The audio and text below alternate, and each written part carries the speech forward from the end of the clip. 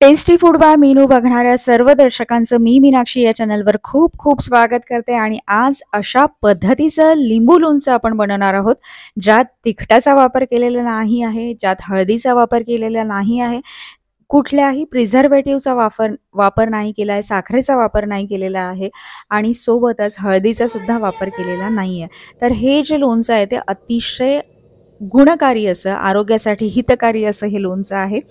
पोटाच्या ज्या समस्या असतील, आपल्या अपचनाचा त्रास असेल किंवा पोटासंबंधित इतरही कुठल्या समस्या आपल्याला जाणवत असतील तर त्यासाठी एकदम गुणकारी असं हे लिंबूचं लोणचं आहे। आणि त्याला लिंबूची निमकी सुद्धा म्हणतात। आणि ही जी निमकी आहे ही अख्ख्या लिंबूची बनते आणि खूप भारी चवीला लागते आणि टिकते सुद्धा भरपूर। 2 ते 3-4 वर्षाला काहीही होत नाही, अगदी छान टिकते। तेलाचा वापर नसल्यावरही ही अतिशय छान वर्ष 2 वर्ष टिकते आणि पुन्हा खाण्यासाठी सुद्धा उत्तम आणि आरोग्यासाठी सुद्धा उत्तम। तर इथे मी 1 किलो लिंबू घेतलेले आहेत आणि ते स्वच्छ पाण्यात आपण धुतोय। तर धुतोय का तर कधी कधी त्याला माती लागलेली असते, बाहेरचा धूळसुद्धा लिंबूवर बसलेली असते, ती स्वच्छ निघून जावी। कारण आपण आपली ही जी लिंबूची निमकी आहे ती आपल्याला टिकवायची आहे, तर ती टिकवण्यासाठी आपल्याला भरपूर त्याच्या काळजी ज्या आहेत त्या घ्याव्या लागतील। तर बघा, धुतल्यावर मी चाळणीत निथळत ठेवले आहेत लिंब आणि आता छान पुसून सुद्धा घेते आहे। तर एक सुती कापड घ्यायचं आहे आपल्याला आणि एक एक लिंबू आपल्याला पुसायचा आहे। कारण काय की बाहेरचा पाण्याचा अंश यात कुठलाही राहायला नको। थोडेसे आपण सुकू देऊया। सगळे लिंबू मी पुसून घेतलेले आहेत आणि ते थोडेसे सुकू सुद्धा देऊया हवेत आणि त्यानंतर आपण याला कट लावणार आहोत। आता कट कशा पद्धतीने लावायचा ते सुद्धा बघून घ्या। आणि ज्याप्रमाणे आपण मसाला वांगे करतो त्याप्रमाणे आपल्याला याचे कट करायचे। खालून संपूर्ण लिंबू आपल्याला कापायचं नाही आहे, तर 4 कट्स लावायचे जेणेकरून 4 पाकड्या होतील आणि खालून ते अख्खं राहील। म्हणजे हे लिंबू अख्खंसुद्धा आहे आणि त्याचे कटसुद्धा झालेले आहेत, म्हणजे खालून आपल्याला पूर्ण कापत जायचं नाही आहे। तर खालचा भाग आपल्याला अख्खा तसाच ठेवायचा आहे। एक आडवा कट आणि एक उभा कट अशा पद्धतीने आपल्याला कट लावायचा आहे। अशा पद्धतीने आपण सगळे लिंबू कापून घेणार आहोत आणि बघू शकता तुम्ही सगळे लिंबू आपण कापून रेडी केलेले आहेत। आणि आता आपण मसाल्याची तयारी करूया। तर मसाले बघू काय काय लागतात। तर 7 ते 8 मी लवंग घेतलेले आहेत। इथे सेंधव मीठ आहे, ते आपल्याला पाऊण वाटी घ्यायचं आहे। आणि त्यानंतर इथे आपण घेतोय काळं मीठ, ते आपण पाव वाटी घेतलेलं आहे। आणि त्यानंतर पाव वाटी मी सोप घेतलेली आहे, जी खाण्याची सोप असते आपली ती। आणि मिरे घेतलेले आहेत, तर मिरे आपल्या जवळपास 1 टेबलस्पून मिरे आपले हे आहेत। आणि आपण हे सगळं 1 किलोसाठी करतोय मसाला संपूर्ण तयार। आणि पाऊण वाटी आपण घेतला आहे तो म्हणजे ओवा। ओव्याचं प्रमाण यात जास्त आहे, पाऊण वाटी ओवा घेतलेला आहे। 2 टेबलस्पून आपण जिरं घेतलेलं आहे आणि आपण 1 टेबलस्पून घेतलेली आहे ती म्हणजे कलमीची पावडर। तर हे आहे त्याचे मसाले। आता हे कशा पद्धतीने काय काय करायचं हे मी तुम्हाला सांगणार आहे। तर सर्वात प्रथम आपल्याला हे जे मसाले आहेत हे भाजून घ्यायचे आहे। मीठ सोडून आपण हे सगळे मसाले भाजून घेणार आहोत। आणि कलमीसुद्धा मी भाजून बारीक केलेली आहे, त्याच्यामुळे जर तुम्ही अख्खी कलमी घेत असाल तर ती सुद्धा थोडीशी भाजून घ्यायची आहे। तर सगळे मसाले मी भाजून घेतली आहे। बघू शकता तुम्ही सोपीचा रंग किती बदलला आहे। तर अशा पद्धतीने हे आपल्याला मिक्सरमधून काढायचे आहे। आता बघू शकता तुम्ही मी सगळे मसाले एक एक करून तुम्हाला दाखवण्यासाठी वेगळे ठेवलेले आहेत। मिरे पावडर असेल, लवंग पावडर असेल, अजवाईन म्हणजेच ओवा पावडर असेल, जिरं पावडर असेल, कलमी पावडर असेल, हे सगळे मसाले छान बारीक करून घेतलेले आहेत। तुमचा खूप जास्त वेळ घेणार नाही आहे, त्यासाठी तुम्हाला दाखवत आहे। आता सोप पावडर आपण टाकून घेऊया।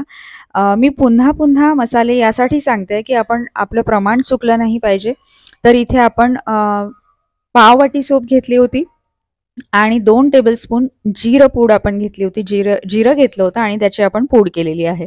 आणि 1 टेबलस्पून आपण मिरे घेतले होते, त्याची सुद्धा पूड केलेली आहे।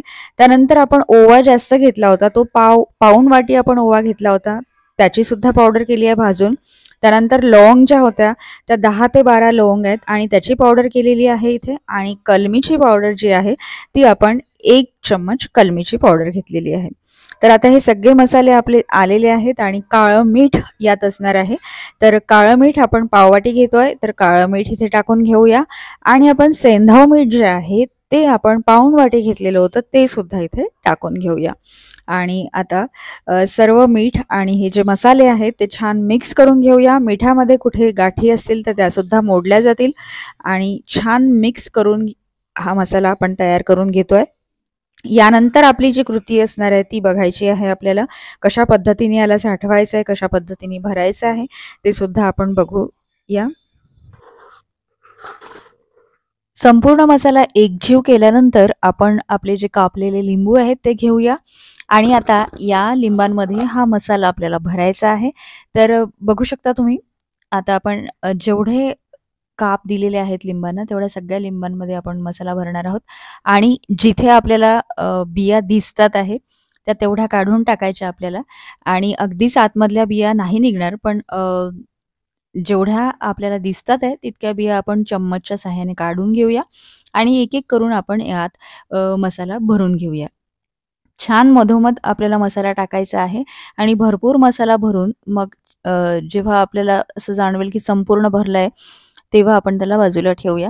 अशा पद्धतीने भरपूर मसाला आपण यात भरणार आहोत आणि एक एक करून आपल्याला हे जे सगळे लिंब आहेत ते असे भरून घ्यायचे आहे आणि त्यानंतर हा लिंबूचं निमकी जी आहे ती कशी साठवायची, कशा पद्धतीने साठवायची हे तुम्हाला मी सांगणार आहे. तर बघा अशा पद्धतीने मी जवळपास सगळे लिंबू जे आहेत ते भरून घेत आहे. संपूर्ण लिंबू भरताना तुम्हाला दाखवायचं म्हणजे वेळ जातो आपला त्याच्यात भरपूर. तर इथे बघा सगळे लिंबू आपण ठासून छान भरले आहेत. आता मोठी एक जार घेतलाय. काचेच्या यातच आपल्याला हा निमकी ठेवायची आहे आणि अशा पद्धतीने आपण एक एक लेयर ही लिंबूची लावत जाणार आहोत आणि त्यावर आपल्याकडे उरलेला जो मसाला आहे तो आपण टाकत जाऊया. थोडासा वरून भुरभुरवत जाऊया आणि पुन्हा एक दुसरी लेयर लावत जाऊया. अशा पद्धतीने आपल्याला ह्या सगळ्या लेयर लावायच्या आहेत आणि त्यानंतर याला कशा पद्धतीने साठवायचं, कशा पद्धतीने ठेवायचं हे सुद्धा मी तुम्हाला सांगणार आहे. तर इथे एक लेयर लावून बाकीचा मसाला वरून टाकून आपण अशा सगळ्या लेयर लावून घेऊया आणि त्यानंतर आता आपली लास्ट लेयर आपण लावलेली आहे आणि वरून मसाला टाकलेला आहे. आता मी जवळपास एक मोठी वाटी जी आहे ती लिंबू रस काढून घेतलेला आहे. म्हणजे जवळपास 10 ते 12 लिंबांचा रस आपल्याला काढायचा आहे आणि तो रस यात आपल्याला टाकायचा आहे वरून. जेणेकरून आपला जो मसाला आहे त्याला थोडंसं पाणी सुटेल आणि आता एक कॉटनचा कापड घ्यायचा आहे आपल्याला आणि कॉटनच्या कापडनी याचं तोंड आपल्याला बांधायचं आहे. झाकण याला लावायचं नाहीये आपल्याला आणि तो कॉटनचा कापड लावून आपण बांधून घेणार आहोत याचं तोंड, जेणेकरून काही बाहेरचे जे किडा वगैरे असेल किंवा मुंग्या असतील त्या यात जाणार नाहीत.